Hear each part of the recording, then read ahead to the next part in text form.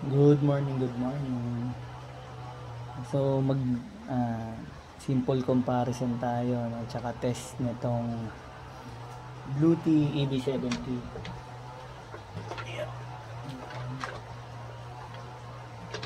Tsaka itong Vantisen na 1200 watts, 1600 watt hour capacity. Ito ay 1000 watts, 716 watt hour capacity.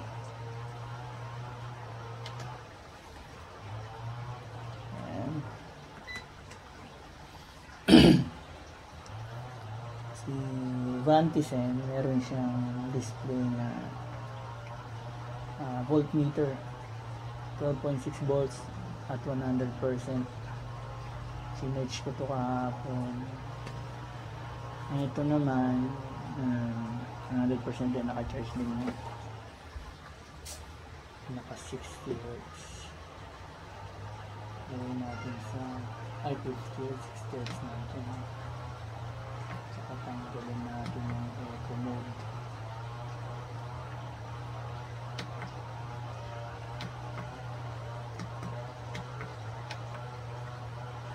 Ayan.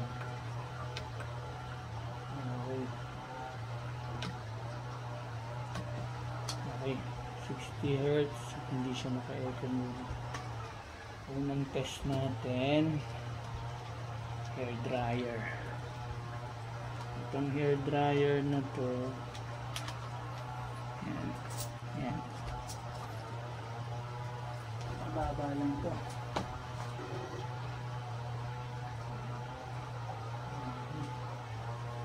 Okay, Vantisen muna. Nasa likod kasi yung port nito. Ayan.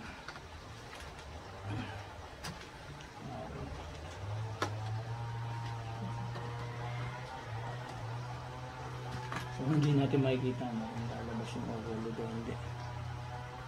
Ay, ito palang bukas ng AC. Okay, AC mo. Yan.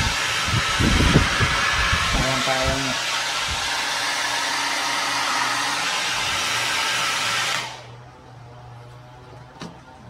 Bluetooth AC pareho lang, kayang-kaya.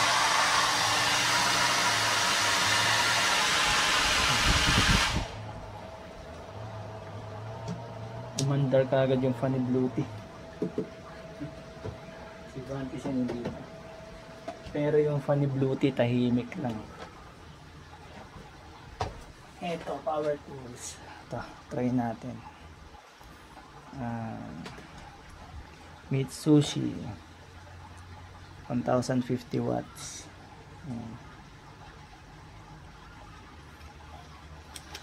Kay Bluetooth mo.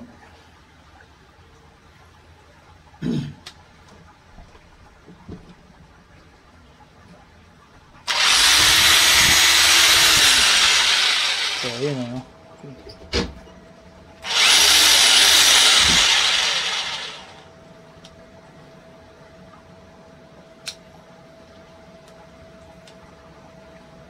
Kayang-kaya ni Bluetooth 1050 watts.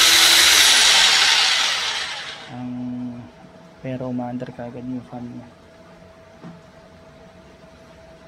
Kay Vantisen, ang bigat. Ang bigat mo. Pero halos yung dalawang generator halos magkasing bigat. Oops. Oh. Dito nirecho kay Vantisen. Sorry kaya.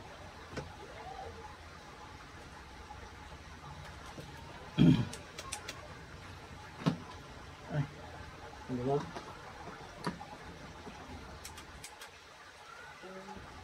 Nangyari.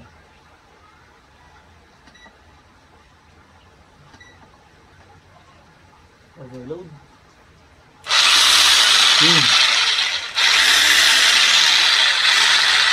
Oh, nawawala. Yun lang. No? Mukhang mukhang may problema kay Vantisen. Ayan o. Ayan. Ayan. May warning sign. Pinatay ko ulit. Okay. So, mukhang paano kaya iset to sa kasi akong manual.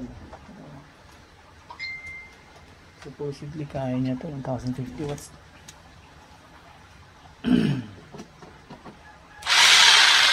Ay, wala talaga. Ay, Bluetooth. Kaya. Ang lakas. Ang lakas. Okay. Tapos na tayo dyan. Okay na nga.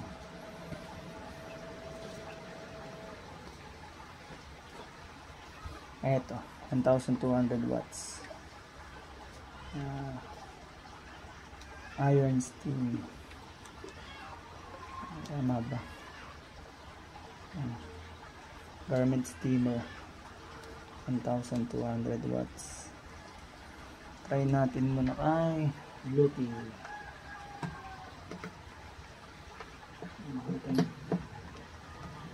Off. Patay. Pagsaksak pa lang overload na. So hindi kaya ni Bluetooth yung garment steamer na 1,200 watts. Hindi kaya ni 8070.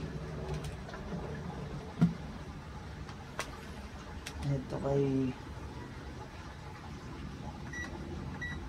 Vantisen naman. Try natin. 1,200 watts tong ano nito dapat kaya. Vantisen.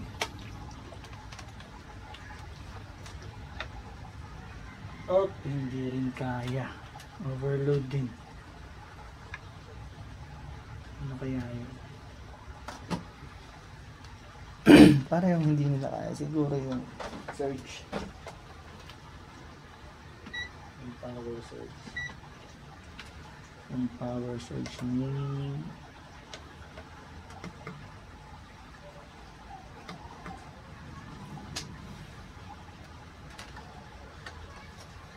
Siguro masyadong mataas yung power surge nitong 1,200 watts na garment steamer, kaya hindi nila kayang patakbuhin. Ano? Ulit try natin. Ang ilaw.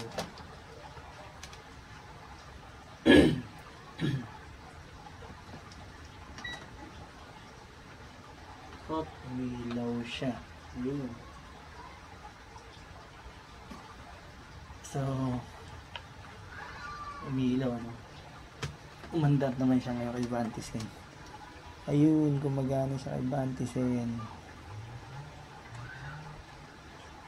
Ayan ang nangyayari, no? Pag umaandar yung 1,200 watts na ano. Ito. Ayan. Umaandar siya. Ayan na, may steam. So, kaya nga niya. 1,200 watts. Tatry mo lang ulit. Okay.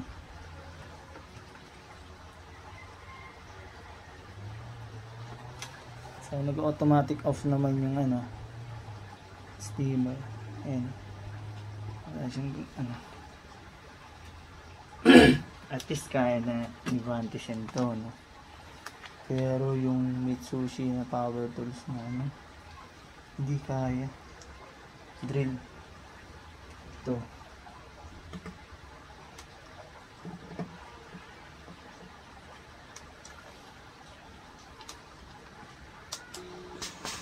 Oh, mandar din.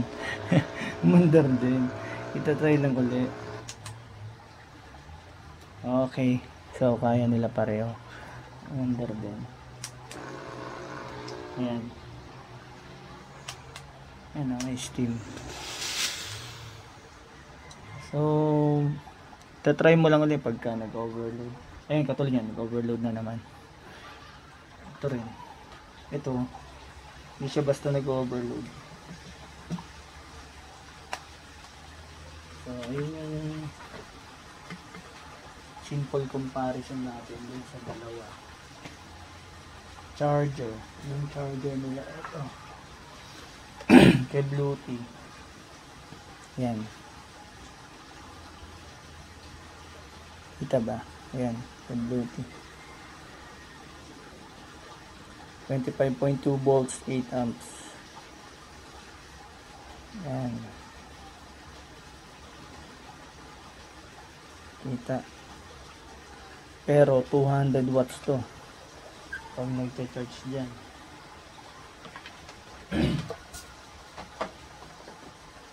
Ito naman kay Vantis, ano. Ayan. 240 volts. Ay. 12.6 volts, 10 amps. Pero ang tagal niya mag-charge.